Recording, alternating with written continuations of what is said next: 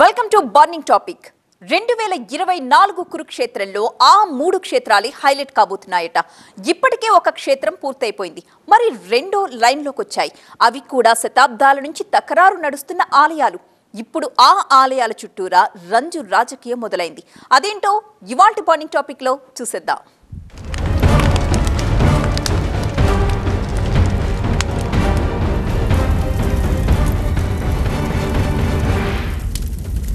అయోధ్య ముగిసింది, మరి what next అన్నదానికి బీజేపీ శ్రేణులు ఒక క్లారిటీకి వచ్చాయి.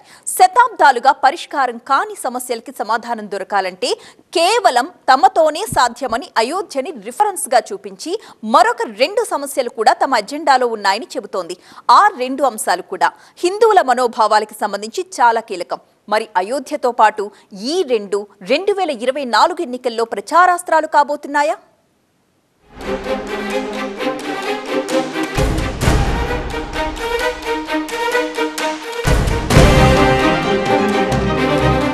మొన్న రాముడి చుట్టూ రాజకీయం, నిన్న శివుడు, ఇప్పుడు కృష్ణుడు.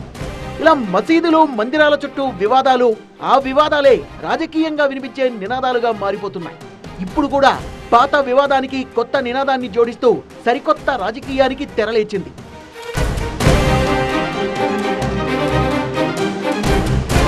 అయోధ్యతో బస్ ఝాంకీ హై, మధుర కాశీ బాకీ హై.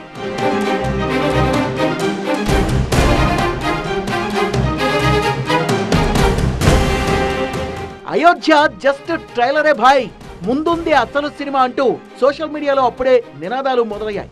అయోధ్య ముగిసింది, ఇక వాట్ నెక్స్ట్ అన్నదానికి సమాధానంగా వారణాసిలో జ్ఞానవాపి, మధురలో ఈశా దర్గా అంశాలు తెరపైకి వస్తున్నాయి. దాదాపు వారణాసిలో జ్ఞానవాపి మంటలు తగ్గుముఖం పడుతున్నాయి. కోర్టుల్లో పంచాయతీ కూడా తేలిపోయినట్లే. ఇదే తరహాలో మరో వివాదం ఉంది, అదే మధుర. వారణాసిలో శివుడైతే మధురలో కృష్ణుడు, అంతే తేడా. మిగతాదంతా సేమ్ టు సేమ్. మందిరం రాజకీయమే ఇప్పుడు లోక్సభ ఎన్నికలకు సరికొత్త అస్త్రాలుగా మారుతాయన్న అంచనా రాజకీయ వర్గాల్లో వినిపిస్తోంది. అయోధ్యను ఎలాంటి వివాదం లేకుండా సానుకూల వాతావరణంలో కంప్లీట్ చేసిన ఘనత తమదే అని క్లెయిమ్ చేసుకుంటున్న బీజేపీ ఇప్పుడు మధుర, కాశీపై దృష్టి పెట్టాయన్న ప్రచారం సాగుతోంది. అంతేకాదు తమ అజెండాలో నెక్స్ట్ అంశం శివుడు, కృష్ణుడే అని సాక్షాత్తు కేంద్ర మంత్రులే ప్రచారం చేస్తుండటంతో మందిరం రాజకీయం చాప్టర్ 2 ప్రారంభమైందా అన్న చర్చ దేశవ్యాప్తంగా జరుగుతోంది. ఆధారాలు దొరికినప్పుడు మత సామరస్యాన్ని కాపాడడానికి కాశీని హిందువులకు అప్పగించాలని, స్వాతంత్రం తర్వాత ఏ మసీదు విచ్ఛిన్నం కాలేదని కేంద్ర మంత్రి గిరిరాజ్ సింగ్ చెప్తున్నారు. అంతేకాదు మధుర, కాశీ తమ అజెండాలో ఉన్నాయని, తమ నెక్స్ట్ ఫోకస్ కాశీ, మధురే అంటున్నారు ఆయన. ట్రిపుల్ తలాక్, ఆర్టికల్ 370, అయోధ్య, ఈ 3 దేశంలో పరిష్కరించలేని అంశాలు. కానీ వాటిని బీజేపీ 10 ఏళ్లలో తమ అజెండాలో చేర్చి పరిష్కారం చూపింది, సక్సెస్ఫుల్ గా పూర్తి చేసింది. ముఖ్యంగా శతాబ్దాలుగా వివాదంలో నలుగుతున్న అయోధ్య ఆలయం సామరస్యంగా పరిష్కారం కావడంతో, నిర్మాణం కూడా పూర్తయిపోవడంతో ఆటోమేటిక్ గా అందరి కళ్ళు కాశీ, మధురపై పడ్డాయి. అందుకే ఈ 2 అంశాలు కూడా రాజకీయంగా కేంద్ర బిందువుగా మారబోతున్నాయి. అంతేకాదు వారణాసి, మధురలో దేవాలయాల్ని తిరిగి స్వాధీనం చేసుకోవడం బీజేపీ అజెండాలో ఉందా అనే ప్రశ్నకు బీజేపీ సీనియర్ నేతలు అవుననే సమాధానమిస్తూ వచ్చారు. తమ ప్రసంగాల్లో చెప్పుకుంటూ వచ్చారు కూడా. हमने कहा था अयोध्या में प्रभु राम का भव्य मंदिर निर्माण का कार्य प्रारंभ कराएंगे. मोदी जी ने कार्य प्रारंभ करा दिया है ना, खुश हैं? अयोध्या में राम मंदिर बनने से खुश हैं सभी लोग. और अभी काशी में भगवान विश्वनाथ का धाम भी भव्य रूप से बन रहा है, आपने देख लिया ना. और फिर मथुरा, वृंदावन कैसे छूट जाएगा, वहां पर भी काम भव्यता के साथ आगे बढ़ चुका है. ఇంత కాన్ఫిడెంట్ గా బీజేపీ నేతలు మాట్లాడడానికి కారణాలు 2. ఒకటి అయోధ్య, 2 ప్రధాని మోదీకి ఆలయాల నిర్మాణంపై ఉన్న చిత్తశుద్ధి. 500 ఏళ్లుగా హిందూ సమాజం కంటున్న కళ రామాలయం నిర్మాణం. అది కూడా ప్రధాని మోదీ నేతృత్వంలో దిగ్విజయంగా పూర్తయింది. అందుకే కాశీ, మధుర విషయాల్లో కూడా ప్రధాని మోదీపై హిందూ ఓటర్ల అంచనాలు మరింతగా పెరిగిపోయాయి. పైగా కాశీ స్వయంగా ప్రధాని మోదీ ప్రాతినిధ్యం వహిస్తున్న నియోజకవర్గం కాబట్టి కాశీ వివాదం కూడా త్వరలోనే సమసిపోతుందని భావిస్తున్నారు. పైగా కోర్టు అడ్డంకులు కూడా తొలగిపోయాయి. మధుర కూడా రాజకీయంగా బీజేపీకి కీలకం. ఎందుకంటే యూపీలో యాదవ సామాజిక వర్గానిదే డామినేషన్.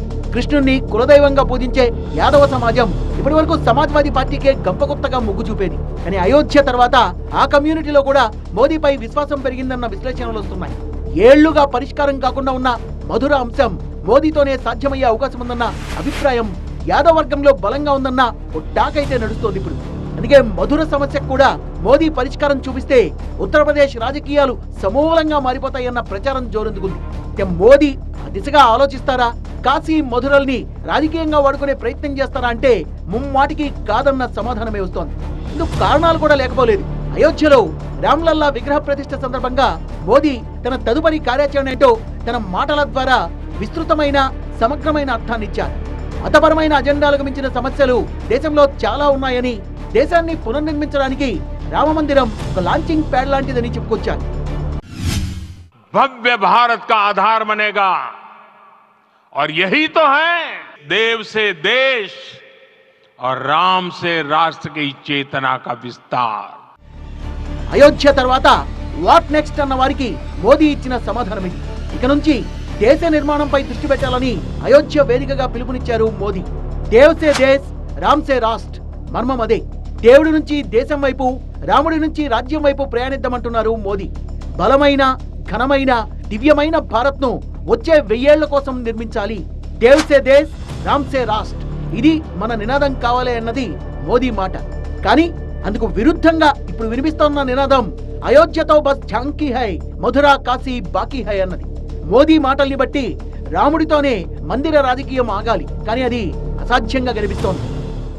దేశంలో ఉన్న హిందూ మతంలో శైవులు, విష్ణువులు 3 ఏవైతే ఉన్నాయో, ఇప్పుడు శివుడు జ్ఞానవాపిలో శివయ్య స్వామి, శివుడు మహాశివుడికి సంబంధించి దీన్ని ఇప్పుడు మొదలుపెట్టి ఇది ఒక వివాదము. దీనికి సంబంధించి కోర్టులు, న్యాయ పోరాటం, ఆర్కిలాజికల్ సర్వే ఆఫ్ ఇండియా ఇవ్వటం, వీటికన్నిటికీ ఒక పరిష్కారం, ఒక సంప్రదింపులు చేసి దానికి ఒక రూపు తీసుకొచ్చి దాన్ని వాళ్ళ పరిధిలో ఆచారాల ప్రకారం దేవాలయం నిర్మించుకుని, లేకపోతే ఇంకొక వాళ్ళ మసీదుని పక్కకి చేసి వాళ్ళు చేసుకోవటంలో తప్పులేదు.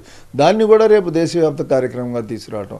మళ్ళీ కృష్ణుడు దీనిలో హిందూ మతంలో కృష్ణుడు ఆయన కూడా మధుర విషయంలో కూడా అది మళ్ళీ అదొక అంశంగా తెర మీదకు తీసుకొచ్చి ముందుకు తీసుకొస్తున్నారు.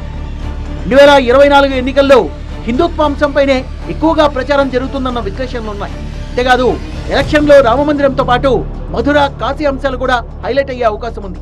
అయోధ్యను పూర్తి చేసిన మోదీతోనే మధుర, కాశీ అంశాలు పరిష్కారం అవుతాయన్న వాదన ఇప్పటికే బలంగా ప్రజల్లోకి తీసుకెళ్లే ప్రయత్నం చేస్తున్నాయి బీజేపీ శ్రేణులు. మరోవైపు బీజేపీకి రామమందిరం క్రెడిట్ దక్కకుండా విపక్షాలు కులాల వారీగా జనాభా గణన చేపట్టాలనే డిమాండ్ను తెరపైకిస్తున్నాయి. ఏఎస్ఐ వాళ్ళు కూడా రిపోర్ట్ సేకరించి 15 పేజీల వరకు కూడాను సేకరించి మస్జిద్ కింద త్రిశూలం ఏం చేస్తుంది, మస్జిద్ కింద శివలింగం ఏం చేస్తూ ఉంది, మస్జిద్ కింద మన ప్రాంతీయ సంస్కృతమైనటువంటి భాష తెలుగు, తమిళ, కన్నడ సంస్కృతముతో నిర్మించబడిన వంటి భాషలు మస్జిద్ కింద ఏం చేస్తున్నది, ఆ మస్జిద్ కింద పెట్టడం అవసరం ఏముంది, ఆ మస్జిద్ని మాకు అప్పగించాలి, తిరిగి కాశీని నిర్మాణం చేస్తామని చెప్పి కేంద్ర మంత్రి రిపోర్ట్కి ఇవ్వటం జరిగింది. కానీ కులం, మతం ఒక తక్కెళ్ళలో తూచితే మతం వైపే మొక్కడం ఖాయం. గత చరిత్రను పరిగణనలోకి తీసుకున్న మతం ఆధారంగా నడిపిన రాజకీయానికే సక్సెస్ రేట్ ఎక్కువగా ఉంది. అందుకే దేశంలో సమస్యలు పెచ్చుమీరుతుంటే బీజేపీ మాత్రం మందిర రాజకీయాలు చేస్తోందంటూ విపక్షాలు విమర్శించినా సరే జనం పట్టించుకోవడం లేదు అనడానికి గత అసెంబ్లీ ఎన్నికలే సాక్ష్యమంటున్నారు విశ్లేషకులు.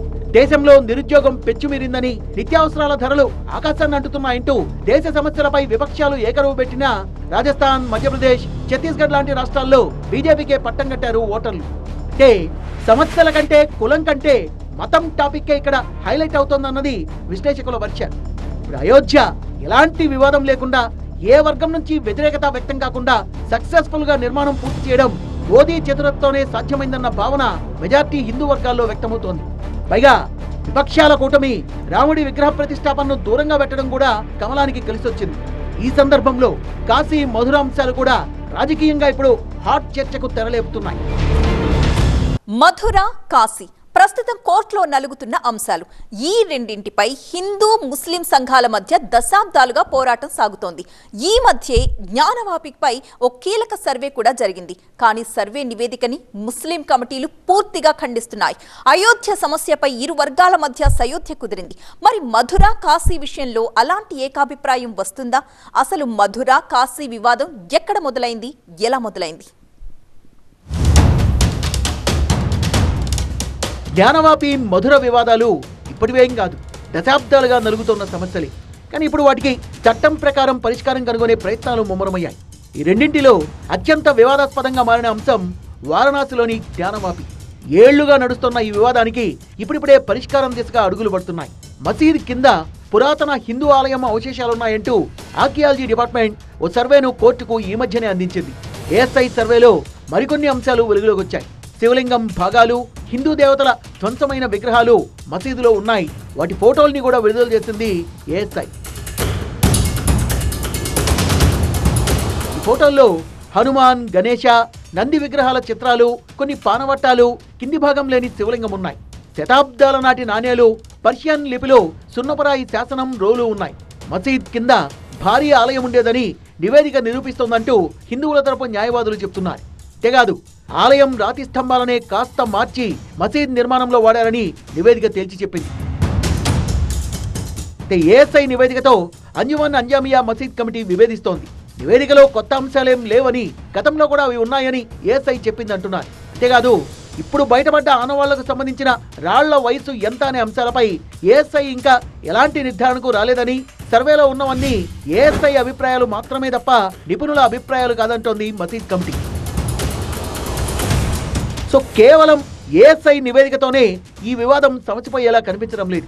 ఈ కేసు విషయంలో ఇరుపక్షాలు కూడా దశాబ్దాల తరబడి న్యాయస్థానాల్లో పోరాటం చేస్తున్నాయి. దీనికి బీజం పడింది 1991లో. ఔరంగజేబు హయాంలో కాశీ విశ్వనాథుడి దేవాలయంలో కొంత భాగాన్ని కూల్చివేసి ఆయన ఆదేశాల మేరకు మసీద్ను నిర్మించారని 1991లో వేసిన పిటిషన్లో పిటిషనర్లు పేర్కొన్నారు. 1997లో వారణాసి సివిల్ కోడ్ 1991 నాటి ప్రార్థనా స్థలాల చట్టం ప్రకారం ఈ వ్యాజ్యాన్ని కొనసాగించడానికి వీల్లేదని పేర్కొంది. దీంతో దేవాలయం, మసీద్కు చెందిన రెండు పక్షాలు కూడా జిల్లా కోర్టులో అప్పీల్కు వెళ్లాయి. రాముడు అంటే బీజేపీ పార్టీకి చెందినవాడిగా చిత్రీకరిస్తున్నారు. ఇది చాలా దురదృష్టకరం. ఆ దేవతల పేరు మీద రాజకీయాలు చేయడం, ఓట్లు అడగడం అనేది మంచిది కాదు. ఇవాళ గిరిరాజ్ సింగ్ మళ్ళీ మథుర విషయంలో మాట్లాడడం, కాశీ విషయంలో మాట్లాడడం, ఇదంతా కూడా ఎన్నికలకు ముందు మాట్లాడి హిందువుల ఓట్లు కొల్లగొట్టడానికి చేస్తున్నటువంటి ప్రయత్నం. ఈ రకంగా మోసపోవద్దని నేను హిందువులకి విజ్ఞప్తి చేస్తా ఉన్నాను. 1998లో దాఖలైన పిటిషన్లను విలీనం చేసి విచారణ చేపట్టింది జిల్లా కోర్టు. అన్ని సాక్ష్యాలు పరిశీలించిన తర్వాత మళ్లీ ఈ వివాదంపై తీర్పు ఇవ్వాలంటూ సివిల్ కోర్టును ఆదేశించారు. అయితే ఆ తర్వాత వారణాసి జిల్లా కోర్టు ఉత్తర్వులపై హైకోర్టు స్టే విధించింది. హైకోర్టు దాన్ని పొడిగించడంతో 22 ఏళ్ల పాటు స్టే కొనసాగింది. 2020లో స్టే ఎత్తివేయాలని వారణాసి సివిల్ కోర్టును ఆశ్రయించారు. దీంతో కేసును తిరిగి విచారించేందుకు సివిల్ కోర్టు అంగీకరించింది. రేపు 2019లో దీనిపై రెండో కేసు కూడా మొదలైంది. దీంతో జ్ఞానవాపి కాంప్లెక్స్ లో శాస్త్రీయ సర్వే నిర్వహించాలని ఏఎస్ఐని వారణాసి సివిల్ జడ్జి ఆదేశించారు. తర్వాత 2021లో అలహాబాద్ హైకోర్టు ఈ విచారణపై స్టే విధించింది. రేపు 2021లోనే మసీద్ కాంప్లెక్స్ పడమరగోడ వెనకున్న ఒక మందిరం, విగ్రహాల రక్షణ కోసం రోజువారీ ప్రార్థనలు నిర్వహించడానికి కోర్టు అనుమతి కోరుతూ 5 హిందూ మహిళలు మూడో కేసు దాఖలు చేశారు. మహిళల పిటిషన్ను వారణాసి కోర్టు 2022లో విచారించింది. సైట్ను తనిఖీ చేసి వీడియో నివేదికను సమర్పించడానికి అడ్వకేట్ కమిషనర్ అజయ్ కుమార్ మిశ్రాను కోర్టు నియమించింది. అదే ఏడాది మే 16న సర్వే ముగిసింది. మసీద్ కాంప్లెక్స్ లోని వజూఖానాలో శివలింగాన్ని సర్వే బృందం కనుగొన్నదని హిందూ పక్షం పేర్కొంది. అయితే అది ఫౌంటైన్ అని ముస్లిం పక్షం పేర్కొంది. చివరకు ఏఎస్ఐ సర్వే రిపోర్ట్ ప్రకారం అది హిందూ దేవాలయమే అన్న వాదన బలపడింది. దీనిపై కోర్టులో ఇంకా విచారణ కొనసాగాల్సింది. ఎన్నికల దగ్గరకు వస్తున్నామని నిన్నటిదానికి అయోధ్యను వాడుకున్నారు, రాముని. ఇప్పుడు శివుని వాడుకుంటారు, రేపు అక్కడ పోయి మథురలో కృష్ణుని వాడుకుంటారు.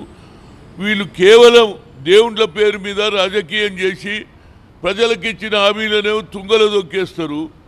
ఇచ్చిన హామీలన్నీ ఏడేసిన అక్కడనే ఉంటాయి. నరేంద్ర మోడీ అన్నాడా లేదా, మేము ప్రభుత్వంలో వస్తే పెట్రోలు డీజిల్ తగ్గిస్తామని, ఇంతవరకు తగ్గియరేందుకు? ప్రజలు ఇబ్బందులు నీకు వనికిరావు. గిరిరాజ్ సింగ్ స్టేట్మెంట్ ఎట్లా కనిపిస్తుందంటే మళ్ళొక రాజకీయం చేసి ఈ ఎన్నికల్లో ఇదే వాళ్ళ మేనిఫెస్టో. మధురలో కూడా కృష్ణుడి ఆలయాన్ని పడగొట్టి మసీద్ను నిర్మించారన్న అంశంపైనే ఏళ్లుగా కోర్టులో విచారణ సాగుతోంది. షాహీ ఈద్గా మసీద్ను 17వ శతాబ్దంలోనే నిర్మించారు. శ్రీకృష్ణుడు జన్మించిన స్థలంలో ముస్లింలు మసీద్ నిర్మించినట్లు హిందూవాదులు ఆరోపిస్తున్నారు. శ్రీకృష్ణ జన్మస్థానంలో ఉన్న మొత్తం 13.37 ఎకరాల భూమిపై హిందువులకే హక్కును కల్పించాలని హిందూ సేన డిమాండ్ చేస్తోంది. ఇక్కడున్న కాట్రకేశవ్ దేవ్ ఆలయాన్ని కూల్చి దాని స్థానంలో మసీద్ను నిర్మించినట్లు ఆరోపణలున్నాయి. మొఘల్ చక్రవర్తి ఔరంగజేబు ఆదేశాలతో ఈ అక్రమ మసీద్ను నిర్మించారంటున్నాయి హిందూ సంఘాలు. శ్రీకృష్ణ జన్మస్థానం గురించి 1968లో ఒప్పందం జరిగింది. 1968 ఒప్పందం తర్వాత ఎలాంటి వివాదము లేదని, కానీ ఇప్పుడు కావాలనే వివాదం చేస్తున్నారన్నది ముస్లింస్ తరపున వినిపిస్తున్న వెర్షన్. జ్ఞానవాపి కేసు మాదిరే మధురలో షాహీ ఈద్గా మసీదులో సర్వే చేపట్టాలని గతేడాది డిసెంబర్లో హైకోర్టు ఆదేశించింది. రామరాజ్య స్థాపనే లక్ష్యమైతే భాజపా మరో మసీదు వివాదాన్ని తెర మీదకి తీసుకురాదు. ప్రత్యేకించి జ్ఞానవాపి వాళ్ళ రాజకీయ ఎత్తుగడల్లో భాగమే హైందవ సాంప్రదాయాల్ని, హిందూ మత ఆచారాలన్నింటినీ కూడా కేవలం ఇస్లాం వ్యతిరేక రాజకీయ ఎత్తుగడగా మార్చి ఇటు దేశంలోనూ అటు ప్రపంచంలోనూ హిందువులను, హిందూ మతాన్ని అబాసుపాలు చేసే ఒక కుట్ర బీజేపీ, ఆర్ఎస్ఎస్ చేస్తున్న పరిస్థితిని గమనించాల్సిన అవసరం ఉంది. మధుర వివాదం ప్లేసెస్ ఆఫ్ వర్షిప్ యాక్ట్ 1991 పరిధిలోకి వస్తుందా అన్నదానిపైన చర్చ జరుగుతోంది. ఈ చట్టం ప్రకారం ఆగస్టు 15, 1947 అంటే స్వాతంత్రానికి ముందు ప్రార్థనా స్థలాలు ఏ మతానికి చెందినవో ఆ తర్వాత కూడా అదే మతానికే చెందుతాయి అని అయోధ్య వివాదానికి ఈ చట్టం నుంచి మినహాయింపునిచ్చారు. ఎందుకంటే ఆ తేదీకి ముందు నుంచి కూడా ఈ వివాదం ఉంది కాబట్టి. మధుర వివాదానికి కూడా ఆ చట్టం నుంచి మినహాయింపు ఉంటుందని హిందూ సంఘాల వాదన. అయితే ఈ వివాదానికి ప్లేసెస్ ఆఫ్ వర్షిప్ యాక్ట్ నుంచి మినహాయింపు ఉండదంటున్నాయి ముస్లిం సంఘాలు. ఇలా మధుర, కాశీ ఆలయాలకు సంబంధించిన అంశం ఏళ్లుగా కోర్టులో నలుగుతోంది. దీనికి కూడా అయోధ్య మాదిరే పరిష్కారం వస్తుందని, తమకు న్యాయం జరుగుతుందన్న ఆశాభావంతో ఉన్నారు హిందూ సంఘాలు. మరోవైపు ఎలక్షన్లు దగ్గర పడుతుండడంతో రాజకీయంగానూ వీటికి ప్రాధాన్యత ఏర్పడింది. మధుర, కాశీ వివాదాల్ని తమకు అనుకూలంగా మలుచుకునేందుకు పార్టీలు ప్రయత్నిస్తోన్న మెజార్టీ పాజిటివ్ బజ్ బీజేపీకే వస్తోంది. కారణం అయోధ్య, నరేంద్ర మోదీ. ఇదే అంశాన్ని బీజేపీ శ్రేణులు బలంగా ప్రజల్లోకి తీసుకెళ్తూ మధుర, కాశీ అంశాల్ని తమ అజెండాలో భాగమే అని ప్రచారం మొదలుపెట్టారు. అయితే చూడాలి, అయోధ్య, మధుర, కాశీ అంశాలే 2024 ఎలక్షన్స్ లో కూడా హైలైట్ అవుతాయా అన్నది.